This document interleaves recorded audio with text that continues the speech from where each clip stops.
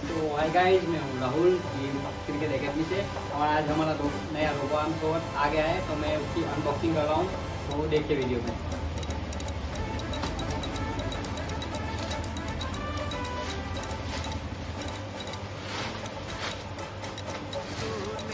तो गाइस, नया रोबोन फोन आ गया है। इसमें स्पीड सेटिंग भी दिया है, आपको चलेगा।